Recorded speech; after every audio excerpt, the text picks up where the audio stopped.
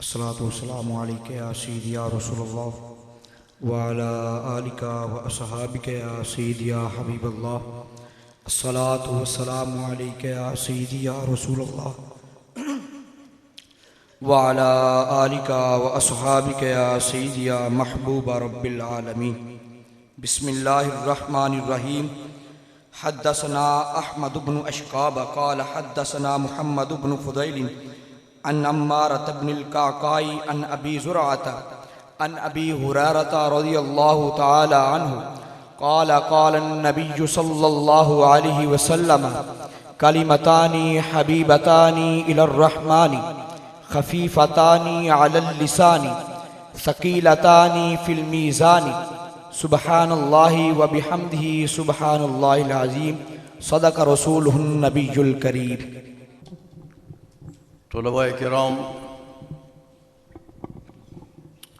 آپ حضرات نے ماشاءاللہ اس جامعہ میں قابل اساتذہ سے پڑھا ہے.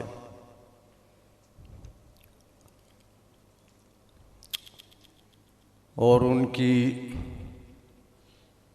تدریس کے فیوض و برکات آپ نے سمیٹے ہیں. اس آخری حدیث میں کوئی نئی چیز آپ کی خدمت میں نہیں رکھ سکوں گا، بلکہ وہ جتنی گزارشات ہوں گی وہ تقریباً آپ نے اپنے اساتذہ سے سنی ہوں گی اور پڑھی ہوں گی. ہم آج آپ کے ساتھ مل کے جیسے استاد سے کوئی سبق پڑھتا ہے، طالب علموں کی ایک جماعت، اور وہ طالب علم پھر آپس میں بیٹھ کر تکرار کرتے ہیں، یوں سمجھے کہ میں آپ کے ساتھ تکرار کر رہا ہوں. میں بھی آپ کے جیسا طالب علم ہوں، اور انشاءاللہ آپ بھی اللہ کرے گا اس منصب پر فائز ہو جائیں گے، اور تدریس کا جو مشغلہ ہے اللہ جل مجدہ آپ سب حضرات کو یہ ہمت دے کہ تدریس سے دین کی بقا ہے. تدریس سے دین باقی ہے کہ ایک مدرس نئی نسل کو دین منتقل کر رہا ہے، اور نئی نسل میں دین کے نمائندے پیدا کر رہا ہے، دین کے ترجمان پیدا کر رہا ہے. اس لیے مدرس کی بہت بڑی ذمہ داری بھی ہے. اور فضائل تو آپ سن چکے ہیں کہ معلم الصبیان کے لیے بھی اللہ جل مجدہ کی یہ تمام مخلوق، حتیٰ کہ پانی میں وہ مچھلیاں بھی استغفار کرتی ہیں. تو وہ تو فضائل کی بات ہے، اللہ جل مجدہ جس کا قبول فرمائے تو وہ منصب عطا فرما دیتا ہے. لیکن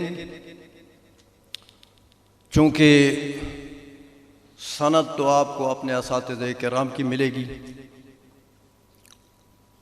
جس طرح یہ حضرت عبداللہ ابن مبارک رحمہ اللہ تعالیٰ کا ارشاد ہے کہ الاسناد من الدین ولولا الاسناد لقال من شاء ما قال، لقال من شاء ما شاء. تو سند حجت ہے، دلیل ہے. ایک متن حدیث وہ حدیث ہے، ایک اس کی سند وہ اس کا طریق ہے، اس کا ذریعہ ابلاغ ہے کہ راوی نے اس متن حدیث کو اگلے اپنے شاگردوں تک پہنچا دیا. اب یہاں بعض روایات میں بالفرض اگر ایسا ہو جائے کہ سند ہو ہی نہ، صحابی نے حضور نبی کریم صلی اللہ علیہ وسلم سے براہ راست متن حدیث سنا، تو یہ یاد رکھیں کہ وہ حدیث کا متن جو ہے وہ قطعی ہے، اس میں کوئی شبہ، کیونکہ الصحابۃ کلہم عدول۔ صحابی نے جب حضور کے منہ مبارک سے متن حدیث سنا، اب وہ خبر واحد کے حکم میں نہیں آتا کہ ظنی ہو جائے، کیونکہ ظنیت اور شبہات جو ہیں یہ سند سے اس کا تعلق ہے، متن حدیث سے اس کا تعلق نہیں ہے۔ متن حدیث ضعیف کبھی بھی نہیں ہوتا، حضور کا ارشاد ہوتا ہے۔ تو یہ ضعاف وغیرہ، یہ جو ناقدین علماء علوم الجرح و تعدیل کے جو ماہرین ہیں، وہ جو جرح کرتے ہیں وہ روات پر کرتے ہیں، متن حدیث پر کوئی جرح نہیں ہوتی ہے۔ تو آپ حضرات نے تو ماشاءاللہ سند تو آپ کی وہی ہوگی، لیکن میں تھوڑی سی بات آپ کی خدمت میں رکھتا ہوں، وہ یہ کہ میں بھی آپ جیسا طالب علم ہوں، میری بھی ایک سند ہوگی جیسے آپ حضرات کی سند ہوگی۔ تو میری سند فقہ میں، فقاہت میں اور افتاء میں اعلیٰ حضرت کے ساتھ ایک واسطے کے ساتھ ہے۔ میرے قبلہ والد صاحب مفتی اعظم سرحد مفتی شائستہ گل صاحب رحمہ اللہ تعالی فقاہت میں اور افتاء میں اعلیٰ حضرت کے براہ راست شاگرد تھے۔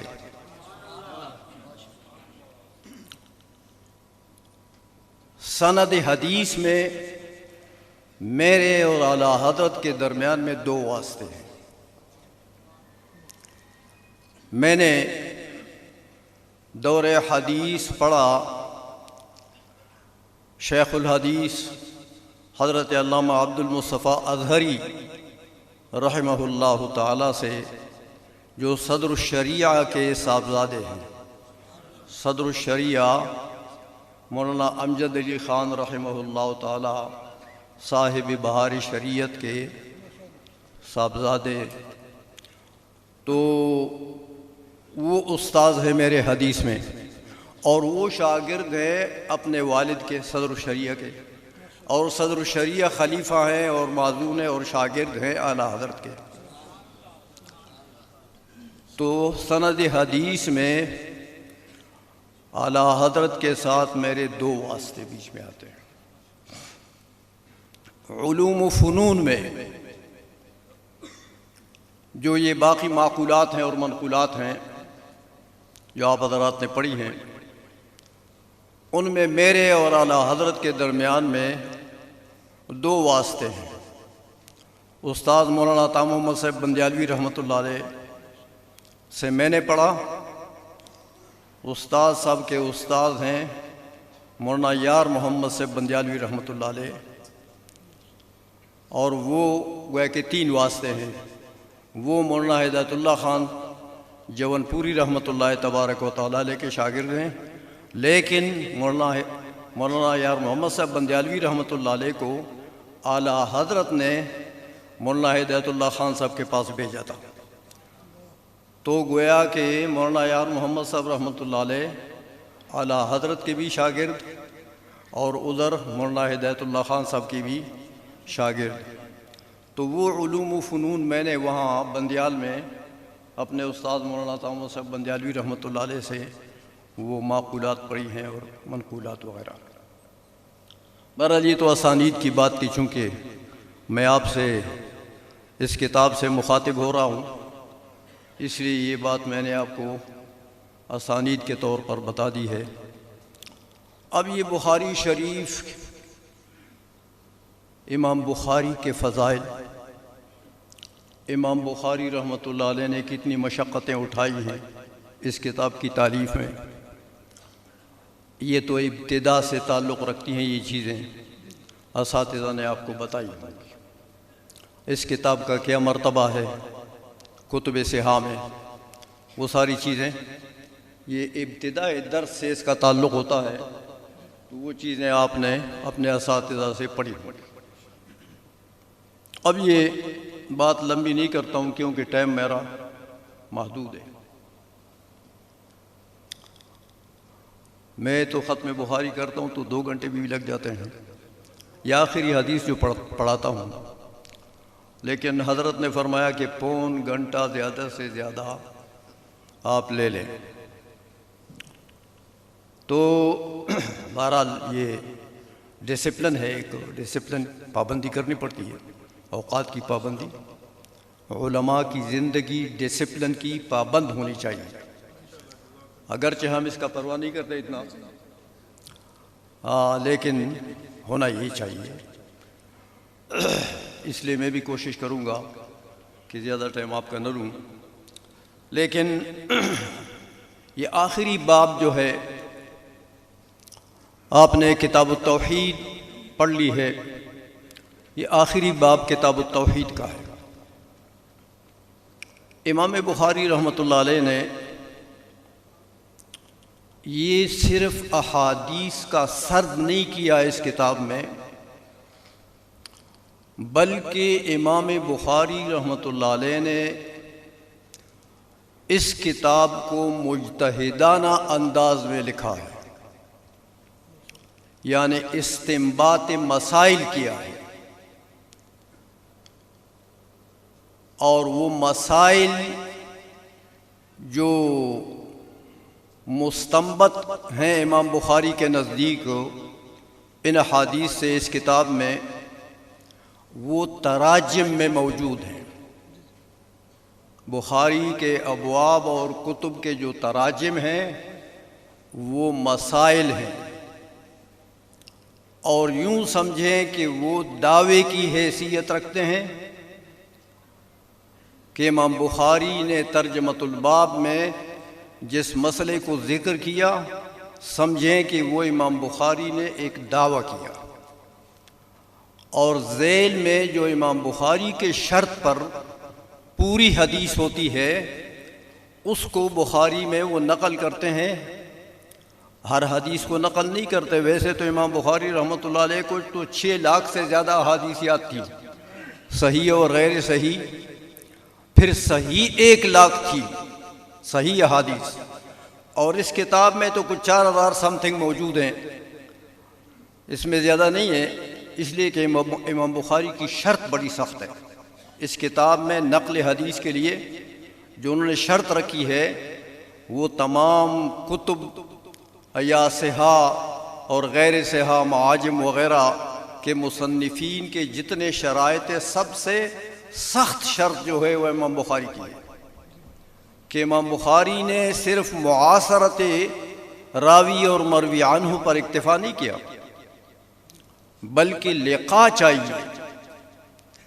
امام بخاری لقاء چاہتے ہیں کہ راوی اور مروی عنہ کے درمیان میں، استاد اور شاگرد کے درمیان میں ملاقات ہوئی ہو، ایسی روایات کو وہ لیتے ہیں اور ایسی سند کے ساتھ اس حدیث کو جب آئی ہو ان تک اس کو نقل کرتے ہیں اس کتاب میں۔ تو بہرحال یہ امام بخاری رحمۃ اللہ علیہ نے صرف سرد حدیث نہیں کیا، بلکہ مسائل کا استنباط کیا۔ اگرچہ امام بخاری رحمۃ اللہ علیہ کے اجتہاد کے مسئلے میں علماء کا اختلاف ہے، اجتہاد بہت سارے علماء ان کو مجتہد نہیں مانتے، بہت سارے علماء مجتہد نہیں مانتے، لیکن بہرحال ان کا ایک اپنا ذوق ہے کہ حدیث سے مسئلے کا استنباط ہو جائے، کس طریقے سے عبارت النص سے یا دلالت النص سے یا اشارت النص سے کس طریقے سے یہ مسئلہ اس حدیث سے ثابت ہوتا ہے، تو اسی مسئلے کو ترجمۃ الباب میں ذکر کرتے ہیں۔ تو وہ جو ترجمۃ الباب میں جس مسئلے کو ذکر کیا، وہی مسئلہ ذیل کی احادیث سے مستنبط ہوتا ہے۔ وہ ذیل کی جو احادیث ہیں وہ دلائل کے طور پر نقل کرتے ہیں، اور وہ جو ترجمۃ الباب ہے وہ دعویٰ ہے۔ اب وہ امام بخاری چونکہ بڑے ذی علم آدمی ہیں، وسیع علم اللہ جل مجدہ نے دیا۔ اب آپ خود اندازہ لگائیں کہ 6 لاکھ سے زیادہ احادیث جس بندے کی کھوپڑی میں ہو، اس کے علم کی کیا کہنا۔ اس لیے وسیع العلم آدمی ہے تو استنباط کرتے ہیں، لیکن مسائل کو بھی مستنبط کیا تراجم میں، لیکن صرف اس پر اکتفا نہیں کیا۔ دین کا بیان یہ تو علماء کا فریضہ ہے، لیکن فرق ضالہ کا رد، جیسے ابھی علامہ قاسمی صاحب نے فرما دیا، فرق ضالہ کا رد یہ بھی علماء کی ذمہ داری ہے۔ تو امام بخاری نے یہ ڈبل کام کیا ہے، دین کو بھی بیان کیا بخاری میں، لیکن فرق ضالہ کا رد بھی کیا۔ اور ان کے زمانے میں یہ آج کل جو کتاؤ بتاؤ نکلے ہیں یہ تو اس زمانے میں نہیں تھے۔ بڑے بڑے فرقے جو رافضی ہیں وہ موجود تھے اس زمانے میں، قدریہ موجود تھے ان کے زمانے میں، اور اسی طرح جبریہ موجود تھے ان کے زمانے میں، تو معتزلہ موجود تھے۔ تو امام بخاری رحمۃ اللہ علیہ نے رافضیوں کا بھی رد کیا ہے اس کتاب میں، امام بخاری رحمۃ اللہ علیہ نے خوارج کا بھی رد کیا ہے اس کتاب میں، امام بخاری رحمۃ اللہ علیہ نے قدریہ کا بھی رد کیا ہے، لیکن اسی تراجم کے ضمن میں ترجمۃ الباب سے جو مسئلہ نکالا تو ایسا نکالا کہ وہ مسئلہ بھی بیان ہو جائے اور فرق ضالہ کا رد بھی ہو جائے۔ اسی لیے یہاں بھی یہ جو آخری باب ہے اس میں بھی یہ راز ہے۔ دیکھیں، معتزلہ قیامت کے دن اعمال و اقوال کے تول کے منکر ہیں کہ وزن اعمال نہیں ہوگا۔ دلیل دیتے ہیں کہ دیکھو یہ اعمال و اقوال جو ہیں یہ تو اعراض ہیں، تو عرض کے لیے تو قانون یہ ہے کہ العرض لا یبقى زمانین، عرض میں تو بقا نہیں ہے، جو بھی از قبیل اعراض چیز ہے وہ تو فوراً فنا ہو جاتی ہے۔ جیسے ہم اور آپ نماز پڑھتے ہیں تو نماز پڑھنے سے جب ہم فارغ ہوتے ہیں تو کوئی چیز باقی آپ دیکھتے ہیں کہ کوئی شے ہے، آپ کے ساتھ کوئی شے لگی ہے۔ اسی طرح ہر عمل کو دیکھیں، جو بھی عمل کرتے ہیں تو اعمال یہ قبیلہ اعراض ہیں، اقوال بھی قبیلہ اعراض ہیں۔ تو معتزلہ کہتے ہیں بھئی یہ تو اعراض ہیں، ان کے لیے بقا ہے نہیں، تو یہ تو معدومات ہو گئے، تو اعادہ معدوم تو محال ہے۔ تو قیامت کے دن کس چیز کو تولتے ہو، یہ تو معدومات ہو گئے اور اعادہ معدوم تو محال ہے، لہذا یہ قیامت کے دن تو ان کا وجود ہی نہیں ہوگا، تو تولتے کیا چیز ہو۔ یہ وہ ایک دلیل دیتے ہیں۔ اسی طرح پھر کہتے ہیں کہ چلو اگر اعادہ معدوم ہم مان بھی لیں کہ چلو موجود ہو گیا، تو پھر بھی اعراض ہیں نا، تو جب اعراض ہیں تو ثقل اور خفت سے کیسے موصوف ہو گئے؟ ثقل اور خفت سے تو وہ چیز موصوف ہوتی ہے جو قبیلہ جواہر و اجسام ہو، تو یہ تو اعراض ہیں، ان میں ثقل کے در سے آ گیا، خفت کے در سے آ گیا، تو وزن نہیں ہو سکتا ان کا یہ عقیدہ ہے معتزلہ کا۔ امام بخاری رحمۃ اللہ علیہ نے ان معتزلہ کا اس آخری باب میں بھی رد کر دیا کہ ترجمۃ الباب قرآن عظیم کی آیت رکھ دیا۔ یہ امام بخاری کا طریقہ ہے، آپ نے پڑھا ہے کہ جہاں کہیں ترجمۃ الباب کے لیے ان کو پوری آیت مل جائے جس میں مسئلہ بھی ہو تو اس کو ترجمۃ الباب بنا دیتے ہیں، اس لیے کہ آیت ہے تو مسئلہ بھی ہے اور دلیل بھی ہے۔ آیت میں جو مسئلہ بیان ہوا، جو اس کا مدلول ہے وہ مسئلہ ہے، اور آیت کی حیثیت سے وہ دلیل ہے۔ اس لیے امام بخاری رحمۃ اللہ علیہ بعض جگہ صرف آیات کو بھی ترجمۃ الباب بنا لیتے ہیں، اور بعض اوقات آیت کو بھی بناتے ہیں، اس کے ساتھ اور بھی احادیث سے جو مستنبط ہوتا ہے اس کو بھی ملا دیتے ہیں۔ تو یہاں ایسا ہے، باب قول اللہ وَنَضَعُ الْمَوَازِينَ الْقِسْطَ لِيَوْمِ الْقِيَامَةِ وَنَضَعُ الْمَوَازِينَ الْقِسْطَ۔ ہاں، اللہ فرماتا ہے میں نصب کروں گا موازین، میزان کی جمع ہے، آپ نے پڑھا ہے، موازین نصب کروں گا، لیکن موازین کیسے ہوں گے؟ القسط۔ یہ علماء لکھتے ہیں کہ القسط یہ موازین کی صفت ہے۔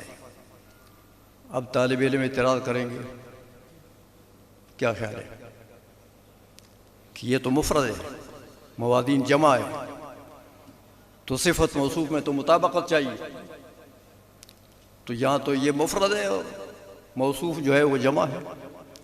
لیکن اللہ جل مجدہ ہمارے اسلاف علماء کے قبور پر انوار و برکات نازل فرمائے، انہوں نے کوئی مشکل ہمارے لیے چھوڑا نہیں ہے۔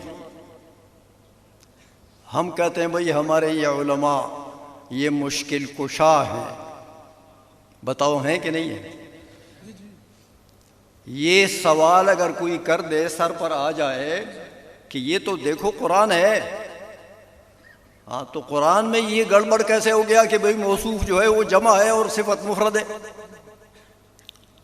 تو قرآن تو افصح الکتب ہے، اس میں یہ کیسے ہو گیا؟ تو مولوی صاحب سر پکڑ کر بیٹھ جائیں گے کہ نہیں؟ جواب دینے کے لیے سر پکڑ کر بیٹھ جائیں گے؟ تو آخر اپنے اسلاف کی طرف رجوع کریں گے تو مسئلہ حل ہوگا۔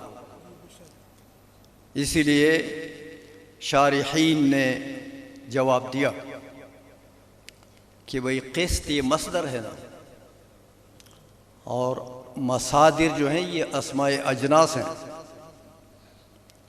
یہ یقال علی الکثیر والقلیل، اسماء اجناس جو ہوتے ہیں اس میں جنس جو ہوتا ہے اس کا اطلاق قلیل و کثیر سب پر ہوتا ہے، اس لیے اس میں اصل مفرد ہے، اصل افراد ہے، اور افراد کے طریقے سے مفرد کے طریقے سے اس کا اطلاق قلیل و کثیر سب پر ہوتا ہے۔ لہذا قسط یہ باعتبار معنی چونکہ مصدر ہے اور مصادر اسماء اجناس ہیں، لہذا قلیل و کثیر سب پر اس کا اطلاق ہوتا ہے۔ لہذا اگر موازین جمع ہے اور یہ اس کا مفرد ہے تو اس میں کوئی فرق نہیں آتا۔ دوسرا جواب ایک اور بھی دیا علماء نے، فرمایا یہ موازین القسط یہاں عبارت بحذف مضاف ہے، القسط یعنی ذوات القسط، وَنَضَعُ الْمَوَازِينَ ذوات القسط، ایسے موازین کو ہم نصب کریں گے کہ وہ ذوات قسط، ذوات انصاف ہوں گے، یعنی وہ عادلات ہوں گی۔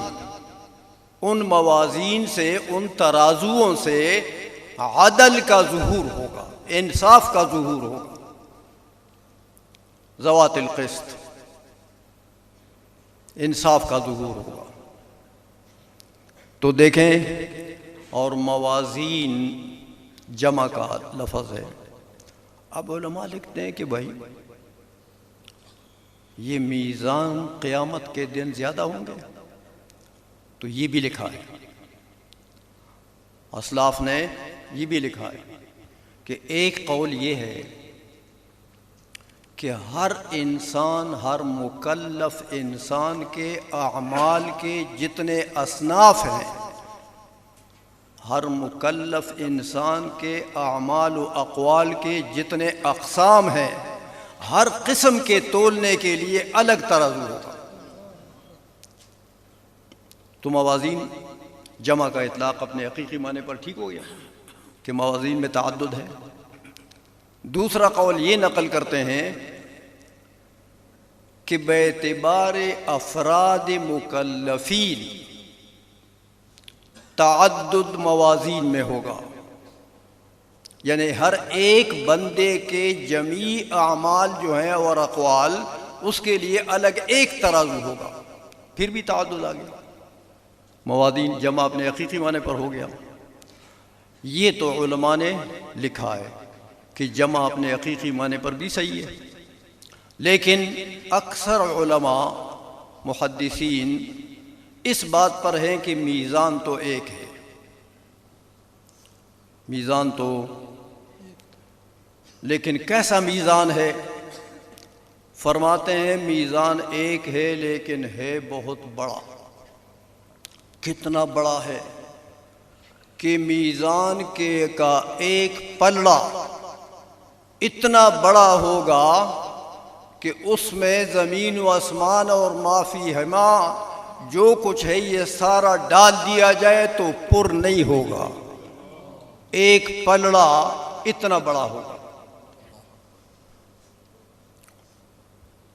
تو تفخیم شان کے لیے موازین کا لفظ ہے، جمع کا لفظ ہے، اور آپ نے پڑھا ہے کہ تعظیم کے لیے بھی تو جمع کا صیغہ آتا ہے، تعظیم کے لیے بھی وَكَذَّبَتْ قَوْمُ نُوحٍ الْمُرْسَلِينَ، تو قوم نوح نے کتنے مرسلین کی تکذیب کی تھی؟ ایک ہی تو مرسل تھے، نوح علیہ السلام، لیکن مرسلین جمع کا اطلاق آ گیا۔ تو تعظیم کے لیے بھی جمع کا اطلاق قرآن کے اسلوب میں بھی آتا ہے، اس لیے ترازو ہے بہت بڑا، اس لیے موازین جمع کا اطلاق اس کے اوپر کر دیا ہے۔ اب وہ میزان، اتنا بڑا میزان، اللہ اکبر۔ فرماتے ہیں کہ ایک مرتبہ حضرت داؤد علیہ السلام نے رب کریم سے سوال کیا کہ مولا وہ میزان تو دکھا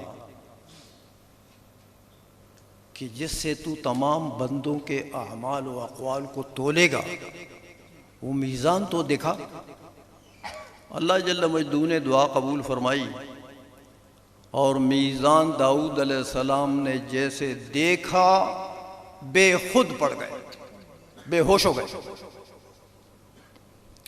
میزان کا رعب اتنا تھا کہ داؤد علیہ السلام، علماء لکھتے ہیں کہ دیکھنے سے ہی بے خود ہو گئے۔ جب افاقہ ہوا، اللہ جل مجدہ سے پوچھا مولا یہ اتنا بڑا میزان، اس سے آپ کن کے اعمال و اقوال تولو گے؟ کون ایسا ہوگا جو اس پلڑے کو حسنات سے بھر دے؟ کون ایسا ہوگا؟ اللہ جل مجدہ نے ارشاد فرمایا کہ داؤد دیکھو، یہ تو بات میری مرضی کی ہے، میں اگر چاہوں تو کسی بندے کے ایک کھجور، اور بعض روایت میں نصف کھجور آتا ہے کہ ایک بندے کے نصف کھجور کے صدقے سے بھی میں اس کو بھر دوں، جس کے لیے میں راضی ہو جاؤں تو اس کے نصف کھجور کے صدقے سے بھی اس کو بھر دوں۔ اب اعمال اس قسم کا ترازو ہے، اعمال و اقوال اس سے تولے جائیں گے۔ وَنَضَعُ الْمَوَازِينَ الْقِسْطَ لِيَوْمِ الْقِيَامَةِ، لام بعض علماء نے تو تعلیلی لکھا ہے، لیکن اکثر علماء لکھتے ہیں کہ یہ لام بمعنی فی ہے۔ حروف جارہ آپ نے پڑھا ہے نا، ایک دوسرے کے معنی میں آتے ہیں، تو فی یوم القیامہ، اور لا یجلیہا لوقتہا، لوقتہا میں جو الف لام ہے وہ بھی بمعنی فی ہے، تو یہ بمعنی لام بمعنی فی، حروف جارہ ایک دوسرے کے معنی میں آتے ہیں، آپ نے پڑھا ہے، اس لیے فی یوم القیامہ ایک۔ دوسری تعویل فرماتے ہیں کہ یہاں بھی عبارت بحذف مضاف ہے، یعنی لیوم القیامہ، یعنی لحساب یوم القیامہ، لحساب یوم القیامہ۔ موازین جو ہم نصب کریں گے قیامت کے دن، جو ہم مکلفین کے اعمال و اقوال کا حساب لیں گے، اسی میزان سے تول کر حساب لیں گے، اسی میزان سے تول کر حساب لیں گے۔ اب معتزلہ نے جب اعتراض کر دیا کہ یہ تو اعمال تو ختم ہو گئے، وہ تو اعراض ہیں، تو تولتے کیا ہو؟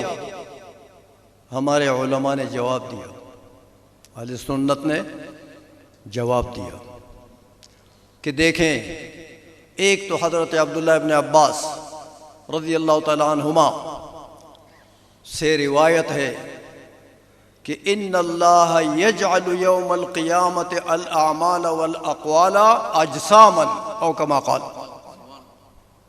کہ قیامت کے دن اللہ جل مجدہ ان اعمال و اقوال کو اجسام کی صورت عطا فرمائے گا، اور ہر عمل کا اللہ جل مجدہ نے جتنا اجر و ثواب مقرر کیا ہے یا جتنا عذاب مقرر کیا ہے، اس عمل میں وزن اللہ جل مجدہ اسی قدر ڈال دے گا۔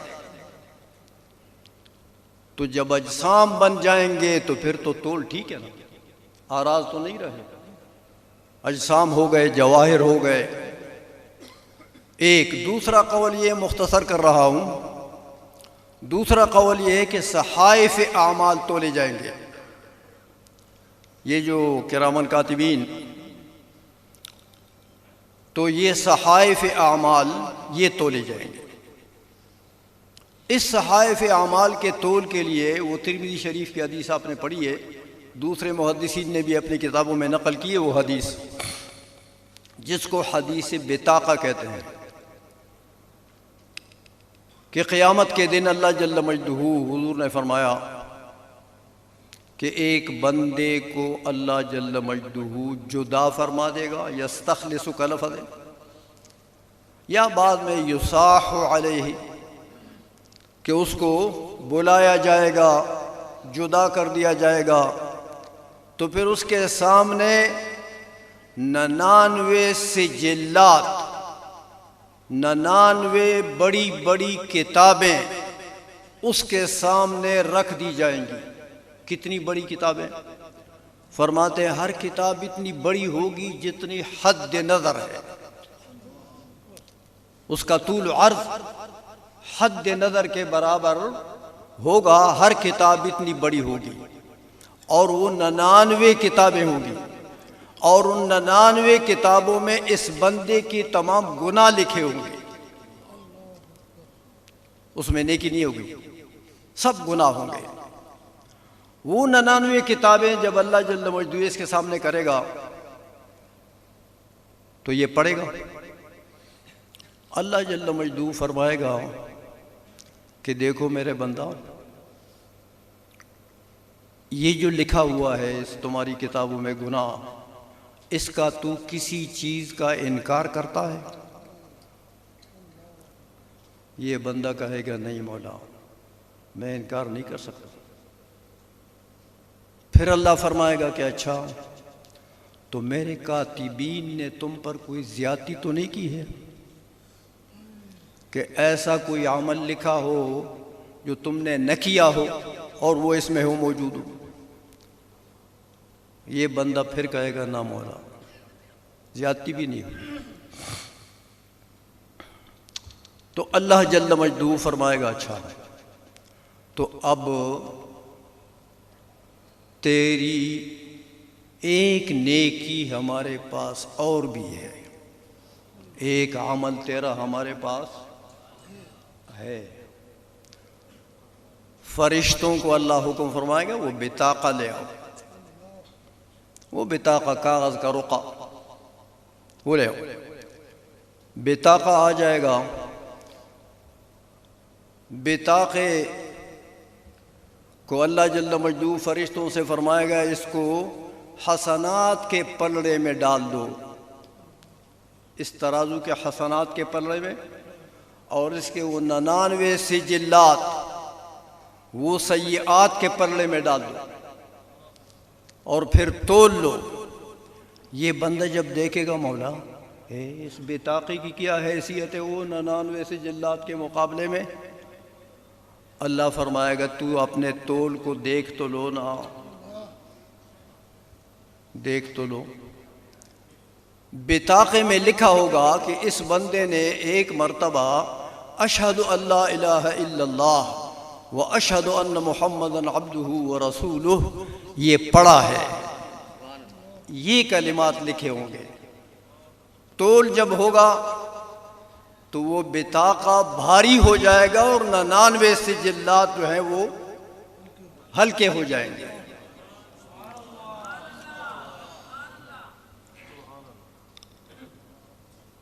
پھر علماء لکھتے ہیں کہ اللہ جل مجدہ کے اسم کے سامنے کون سی چیز ایسی ہے کہ وہ اللہ کے اسم سے بھاری ہو جائے؟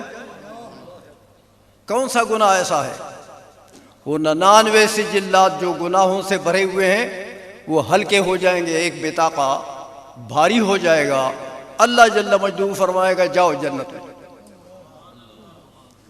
اس بطاقے کی برکت سے جاؤ جنت میں۔ تو یہ دلیل لاتے ہیں اس حدیث کو علماء کہ بھئی صحف اعمال تولے جائیں گے۔ دیکھو یہ بطاقہ تولا گیا اور وہ سجلات تولے گئے، تو اس حدیث سے استدلال کرتے ہیں کہ بھئی صحائف تولے جائیں گے، تو صحائف تو اجسام ہے نا، وہ تو اجسام ہے، وہ تو اعراض نہیں ہے۔ اس لیے معتزلہ کو یہ جوابات دیے، اور بھی جوابات ہیں لیکن میں بہت مختصر کر رہا ہوں، شاید ٹائم مجھ سے ڈسپلن کے خلاف نہ ہو جائے۔ تو بہرحال اسی لیے امام بخاری رحمۃ اللہ علیہ نے ان معتزلہ کا رد کرنے کے لیے یہ ترجمۃ الباب رکھا کہ وَنَضَعُ الْمَوَازِينَ الْقِسْطَ لِيَوْمِ الْقِيَامَةِ اور وَالْوَزْنُ يَوْمَئِذٍ الْحَقُّ، قیامت کے دن وزن حق ہے۔ پھر ہمارے علماء فرماتے ہیں کہ دیکھو چلو یہ معتزلہ کی بات مان لیتے ہیں، عقل نہیں مانتی ہے کہ جو شے عرض ہو وہ معدوم ہو گئی ہے، تو اب کیا چیز تولتے ہو؟ تو چلو 5 منٹ کے لیے ان کی بات مان لیتے ہیں کہ عقل نہیں مانتی ہے، معدومات ہو گئے، لیکن دیکھو چلو عقل نہیں مانتی ہے، لیکن یہ بتاؤ کہ معیار عقل ہے کہ معیار قرآن ہے؟ معیار تو قرآن ہے، معیار تو عقل نہیں ہے، ورنہ عقل تو بہت سی چیزیں نہیں مانتی ہیں، شریعت مانتی ہے۔ دیکھو میت کو جب قبر میں رکھتے ہو تو قبر میں فرشتے آتے ہیں نا، کدھر سے آ گئے؟ عقل مانتی ہے کہ کوئی سوراخ ہے قبر میں کہ یہ فرشتے 2 گھس گئے وہاں سے؟ عقل کب مانتی ہے؟ پھر وہ وہاں وہ 3 سوال کرتے ہیں جو آپ نے پڑھا ہے، ہاں تو وہ کہتے ہیں یار یہ تو ہم نے مردہ رکھ دیا بے جان، ہاں اب اس سے وہ سوال ہو رہے ہیں، تو وہ پھر وہ جواب بھی دے رہا ہے، ہاں تو ہم نے تو بے جان چیز رکھی ہے، ہاں تو وہ بات کیسے کرتا ہے؟ ہم سے تو بات نہیں کر رہا تھا، ہاں جب اس کی سانس نکل گیا اس کا تو پھر وہ ہم سے بات کر رہا تھا، تو فرشتوں سے کیسے بات کرتا ہے؟ پھر ٹنو مٹی اس کے اوپر پڑی ہوئی ہے، ہاں تو آپ کہتے ہیں قبر میں راحت ہے جناب، وہ جنت کے جب یہ صحیح جواب دے دے گا تو پھر جنت کی طرف ایک کھڑکی کھل جائے گی اور وہ فرشتے اس کو بتائیں گے کہ دیکھو ہاں تمہارا اب یہ مقام ہے. پہلے جہنم کی طرف کھڑکی کھلے گی کہ اگر جواب تو صحیح نہ دیتا نا تو پھر ادھر جانا تھا تو نے، اور اب تم نے جواب صحیح دیا تو اب تیرا یہ محل ہے. یہ ساری چیزیں عقل مانتی ہیں؟ عقل کب مانتی ہیں؟ لیکن شریعت نے کہہ دیا، حضور نے ارشاد فرما دیا، قرآن نے کہہ دیا کہ یثبت اللہ الذین آمنوا بالقول الثابت فی الحیات الدنیا وفی الآخرہ. قرآن کی اس آیت سے یہ ثابت ہے کہ اللہ جل مجدہ مومنوں کو قول ثابت پر رکھتا ہے قبر میں بھی. قول ثابت وہ توحید اور رسالت، وہ قول ثابت ہے، تو قبر میں بھی وہ صحیح جواب دے گا. تو وہ جواب دینا تو قرآن سے ثابت ہے. جو جب قرآن سے ثابت ہے تو ہماری عقل نہ مانے تو نہ مانے، عقل کو پرے کرو. بات تو قرآن و حدیث کی ہے نا. اس لیے ہمارے علماء جواب دیتے ہیں کہ یہ تمام امور ممکنہ ہیں، اور امور ممکنہ پر جب قرآن ناطق ہو یا حدیث ناطق ہو تو پھر اس کا عقیدہ رکھنا، اور اگر اعمال میں سے تو اس کے اوپر اعمال رکھنا شریعت کا تقاضا ہے، پھر دین کا تقاضا ہے. پھر اس لیے عقل نہ بھی مانے تو قرآن نے کہہ دیا. تو عقل تو معیار نہیں ہے، قرآن معیار ہے. اس لیے تول ہوگا. والوزن یومئذ یہ اور آگے فرما دیا امام بخاری رحمۃ اللہ علیہ نے ترجمۃ الباب میں کہ وَأَنَّ أَعْمَالَ بَنِي آدَمَ وَقَوْلَهُمْ تُوزَنُ یا یوزن. اعمال بنی آدم، اقوال بنی آدم، آپ نے پڑھا ہے کہ جمع کی اضافت ہو تو استغراق کے لیے ہوتی ہے. اعمال جمع ہے، مطلب یہ ہوا کہ جمیع اعمال بنی آدم. اسی طرح جمیع اقوال بنی آدم، یہ توزن، ان کا وزن ہوگا. ظاہر تو اس کا یہی ہے کہ کسی کو بھی چھٹکارا نہیں ہوگا وزن سے. تمام اعمال تمام بنی آدم کے تولے جائیں گے. ہر بنی آدم کا ہر عمل تولا جائے گا. اس لفظ کا تقاضا تو یہ ہے. لیکن علماء لکھتے ہیں کہ دو بندے مستثنیٰ ہیں. وہ تو بخاری میں آپ نے پڑھا ہے کہ حضور نے فرمایا کہ قیامت کے دن 70,000 ایسے اللہ کے بندے ہوں گے جن کو اللہ جل مجدہ بغیر حساب و کتاب کے بخش دے گا. تو بعض شارحین نے اس کے ساتھ ایک اور چیز بھی ملائی کہ ان 70,000 میں سے ہر ایک کے ساتھ 70,000 اور بخشے جائیں گے. تو اس لیے اس لفظ کا ظاہر تو عموم ہے، لیکن یہ عام مخصوص البعض ہے. اسی طرح وہ کافر جس نے کفر کیا اور عمل کوئی بھی نہیں کیا، نیک عمل کوئی بھی نہیں کیا. ویسے بھی کفر جو ہے وہ محبط عمل ہے، آپ نے پڑھا ہے. تو جس نے کفر کیا کوئی عمل نہیں کیا، اس کافر کو بھی اللہ جل مجدہ بغیر حساب کے بغیر وزن کے جہنم میں بھیجے گا. یہ دو بندے اس عام سے مستثنیٰ ہے، اس لیے یہ عام مخصوص البعض ہے.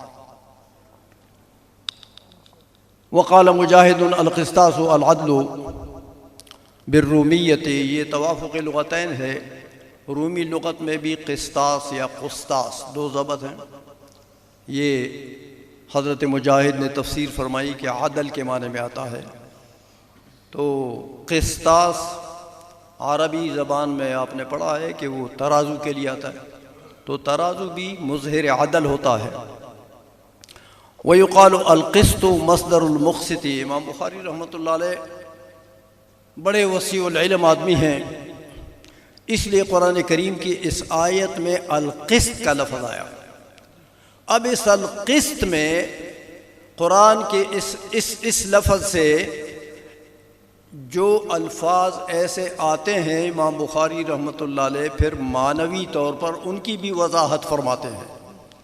اسی لیے فرمایا وَيُقَالُ الْقِسْطُ مصدر المقسط، کہ قسط جو ہے یہ مقسط کا مصدر ہے۔ طالب علم اعتراض کر دیں گے کہ بھائی قسط یہ تو مجرد ہے، تو مقسط یہ مزید ہے۔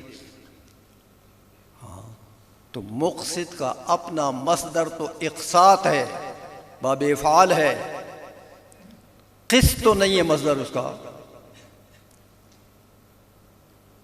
اس لیے علماء نے جواب دیا نا، فرماتے ہیں عبارت بحذف مضاف مان لو، بس کام بن جائے گا۔ یوں سمجھو کہ القسط مصدر المقسط، القسط مقسط کا مصدر اقساط، تو اقساط کا ماخذ مجرد، مصدر بمانا ماخذ، تو اقساط مزید جو ہے مزید فی وہ مجرد سے لیا جاتا ہے نا۔ مجرد میں کچھ لفظ بڑھا کے تو باب افعال بن جاتا ہے، یا تفعیل بن جاتا ہے، یا دوسرے مزید فی کے ابواب بن جاتے ہیں، یا رباعی کے بن جاتے ہیں۔ اسی لیے ایک تو یہ تعویل فرمائی ہے کہ عبارت بحذف مضاف ہے، القسط مصدر المقسط۔ دوسرا معنوی وضاحت بھی فرماتے ہیں کہ دیکھو یہ تو لفظی بات ہو گئی، تو فرماتے ہیں کہ وَهُوَ الْعَادِلُ، مقسط کس کو کہتے ہیں؟ عادل۔ لیکن اگر یہی لفظ مجرد میں استعمال ہو تو قسط بمعنی جارا اور قاسط بمعنی جائر۔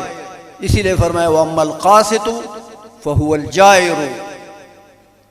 قاسط، اب دیکھیں نا، یہ امام بخاری رحمۃ اللہ علیہ کی تحقیق ہے کہ مادہ وہی ہے، باب بدل گیا،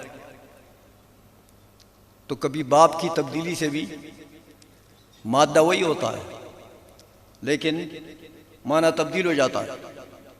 اس لیے فرمایا وہی قاسط وہی مادہ، وہی مقسط وہی مزید ہے، لیکن مادہ تو وہی ہے، لیکن باب تبدیل ہو گیا تو معنی تبدیل ہو گیا۔ مقسط لے لو تو بمعنی عادل، قاسط لے لو تو بمعنی وَأَمَّا الْقَاسِطُونَ فَكَانُوا لِجَهَنَّمَ حَطَبًا۔ قرآن نے کہہ دیا کہ ظالمین جو ہیں فَكَانُوا لِجَهَنَّمَ، وہ جہنم کے خاشاک ہیں، جہنم کا ایندھن ہے۔ یہ تو بہرحال مختصر میں نے باب کے متعلق جو بات تھی وہ بتا دی۔ اب نہایت ہی اختصار سے متن حدیث کی بات کرتے ہیں تھوڑی سی۔ ٹائم زیادہ تو نہیں، 5 منٹ رہتے ہیں۔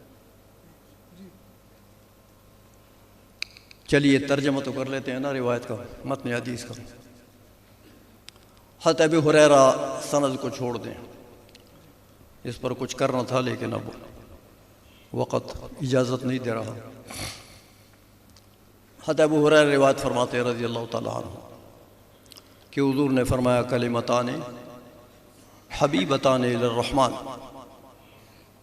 2 کلمے ہیں، تو اصل میں تو کلامین ہیں، کیونکہ یہ عبارت ہے، اس سے مراد ہے آگے جو آ رہا ہے سبحان اللہ و بحمدہ سبحان اللہ العظیم، یہ مراد ہے کلمتان سے، تو وہ تو پورے 2 جملے ہیں،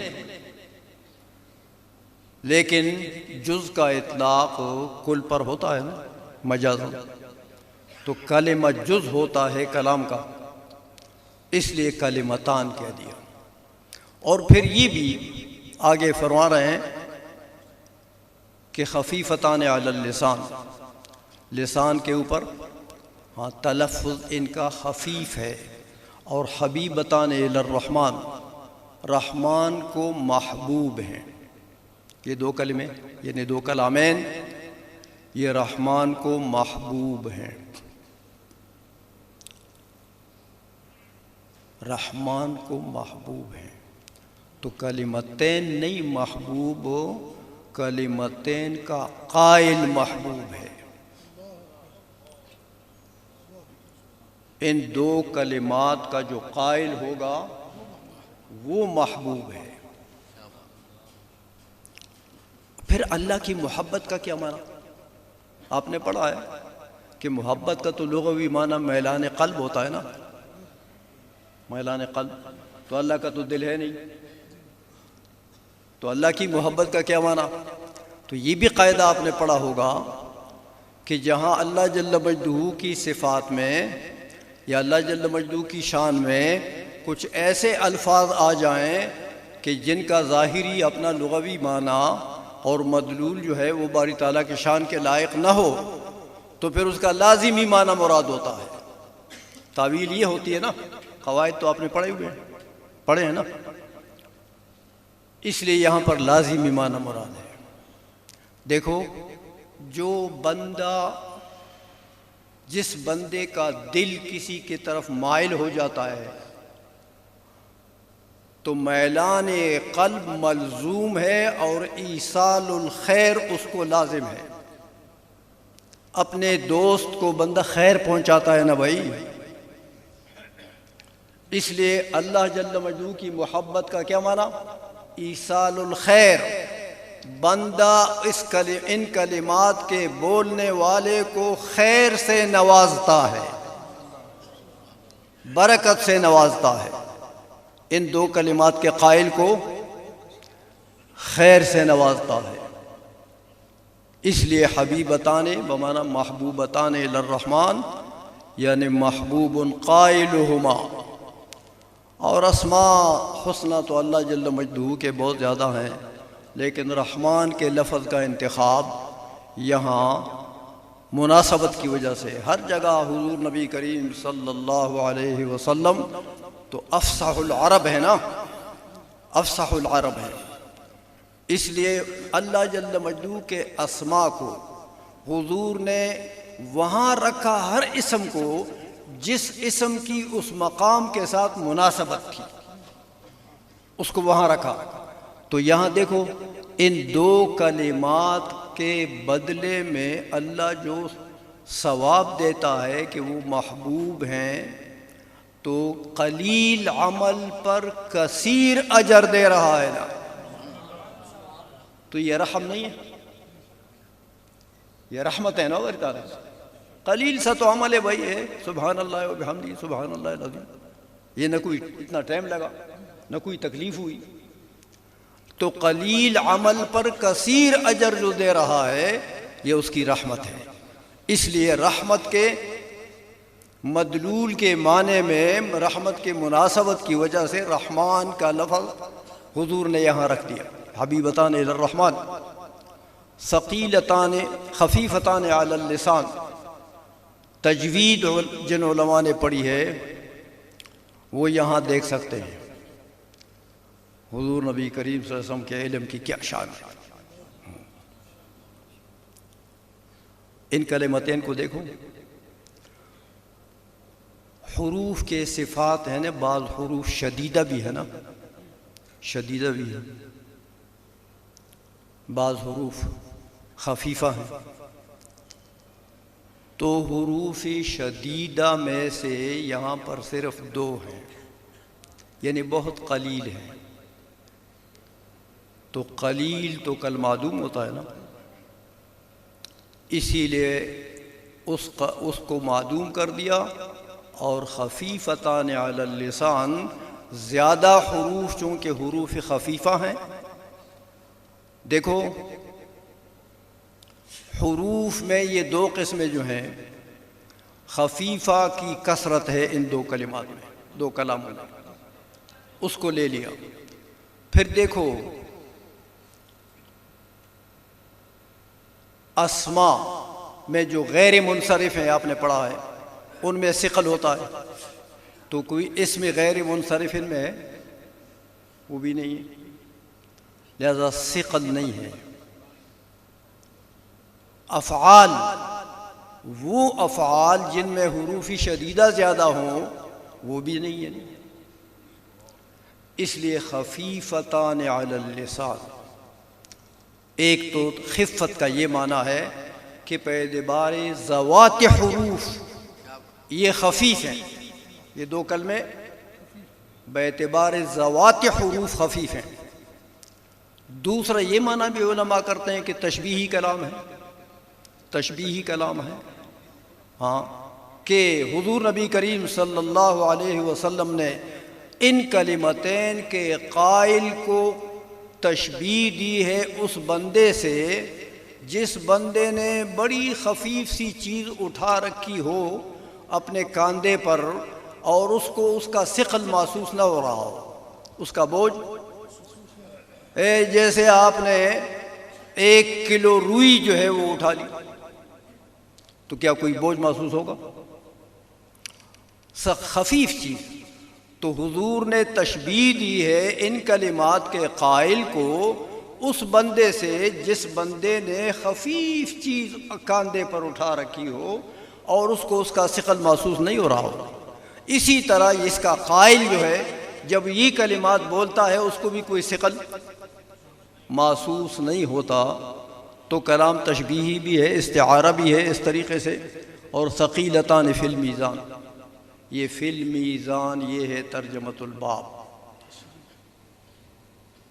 ندع الموازین، ترجمۃ الباب میں موازین کا لفظ تھا نا، ہاں، تو حدیث تو میں نے آپ سے پہلے بتا دیا کہ حدیث تو دلیل ہے ترجمۃ الباب کے لیے، تو کبھی پوری حدیث میں استدلال ہوگا، کبھی حدیث کے کسی جز میں ہوگا۔ اس لیے یہاں پر یہ فی المیزان کا جو لفظ ہے ثقیلتان فی المیزان، یہ ہے ترجمۃ الباب کی دلیل کہ بھئی تول ہے نا، اعمال و اقوال کا تول ہوگا نا، جبھی تو یہ ثقیلتان فی المیزان۔ اگر تول ہی نہ ہوتا جیسے معتدلہ کہتے ہیں تو پھر ثقیلتان فی المیزان کا کیا مطلب تھا؟ اس لیے وہ ندع الموازین کے لیے یہ دلیل ہے۔ یہ حدیث میں یہ جو لفظ دلیل ہے، کلمتان سبحان اللہ و بحمدہ سبحان اللہ العظیم، اس پر کسی اور وقت کلام کریں گے انشاءاللہ، زندگی باقی ہوئی تو۔ بڑا لمبا کلام ہے ان دو کلمتین پر، لیکن بہرحال وقت اجازت نہیں دے رہا۔ وصلی اللہ تعالی علی حبیبہ سیدنا محمد وآلہ واصحابہ اجمعین۔ سب سے پہلے میں ایک دو کلمات عرض کر دوں۔ حضرات علماء کرام، آپ نے دورہ حدیث پڑھ لیا، دستار بندی بھی آپ کی ہو جائے گی، لیکن میرے ایک دو باتیں میری سن لیں۔ ایک تو یہ جو پگڑی آپ سر پر رکھیں گے، یہ نہ سمجھیں کہ میں مولوی ہو گیا، یہ نہ سمجھیں۔ یہ علم بالقوہ ہے، علم بالفعل نہیں ہے۔ آپ نے درس نظامی پڑھا ہے، درس نظامی میں اساتذہ نے آپ کے ساتھ محنت کی۔ دیکھیں، ابتدا میں جب آپ مدرسے میں کسی بھی مدرسے میں داخل ہوئے آپ، تو آپ کتابوں سے اجنبی تھے، کتاب اور آپ کے درمیان میں کوئی دوستانہ نہیں تھا، اجنبی تھے۔ استاذوں نے آپ کے ساتھ محنت کی، ان کی محنت کی برکت سے کتاب آپ سے بات کرنے لگی ہے۔ یہ صلاحیت درس نظامی کی کتابوں نے، کہ درس نظامی کے ہر کتاب کا مصنف ہمارا استاد ہے، تو درس نظامی کی کتابوں نے اور بالفعل جن اساتذہ نے آپ کو پڑھایا، ان کی محنت نے مل کے آپ کے ذہن میں یہ صلاحیت اور استعداد پیدا کر دی ہے کہ اب اگر آپ کتاب دیکھیں گے تو کتاب آپ سے بات کرے گی، کتاب سے آپ مسئلہ نکال سکتے ہیں۔ یہ اس سے کورس پڑھنے سے یہ مطلب ہے، درس نظامی پڑھنے سے کہ آپ کو علم بالقوہ حاصل ہو گیا، علم بالفعل نہیں ہے یہ۔ علم بالفعل کے لیے اب آپ نے کمر بستہ ہونا ہے، کیونکہ علم آگے ہے۔ اب آپ نے کمر بستہ ہونا ہے کہ آپ میں یہ صلاحیت آ گئی ہے، لہذا کمر باندھیں۔ اب علم حاصل کرنے کا موقع آپ کو اللہ نے دیا کہ یہ صلاحیت آ گئی ہے، تو اب آپ مطالعہ کریں۔ کس چیز کا؟ جہاں علم ہے، ان کتابوں کا مطالعہ کریں جہاں علم ہے۔